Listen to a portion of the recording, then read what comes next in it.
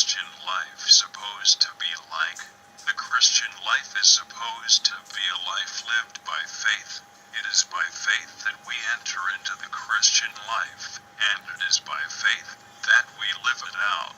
When we begin the Christian life by coming to Christ for forgiveness of sin, we understand that what we seek cannot be obtained by any other means than by faith. We cannot work our way to heaven, because nothing we could ever do would be sufficient. Those who believe they can attain eternal life by keeping rules and regulations, a list of do's and don'ts, deny what the Bible clearly teaches.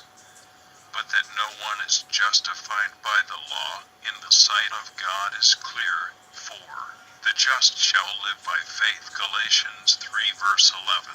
The Pharisees of Jesus' day rejected Christ because he told them this very truth, that all their righteous deeds were worthless and that only faith in their Messiah would save them.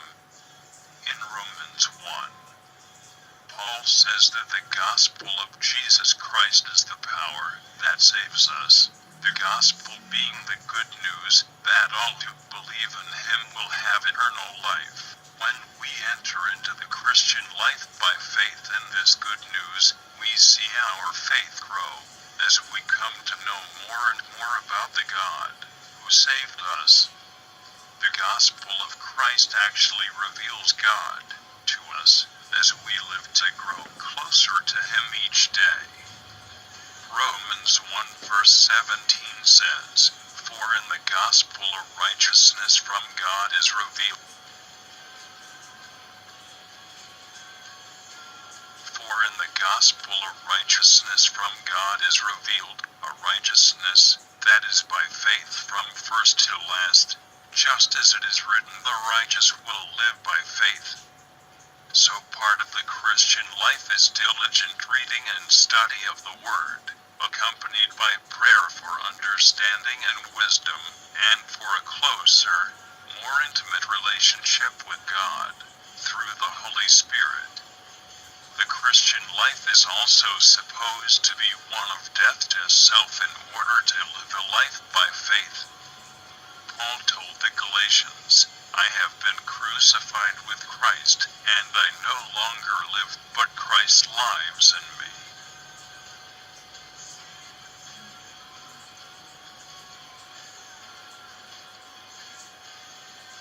The life I live in the body, I live by faith in the Son of God, who loved me and gave himself for me. Galatians 2 verse 20. Being crucified with Christ means that our old nature has been nailed to the cross, and has been replaced by a new nature which is Christ's. 2 Corinthians 5 verse 17. He who loved us and died for us now lives in us, and the life we live is by faith in him. It means sacrificing our own desires, ambitions, and glories, and replacing them with those of Christ. We can only do this by his power, through the faith that he gives us by his grace. Part of the Christian life is praying to that end. The Christian life is also supposed to persevere to the end.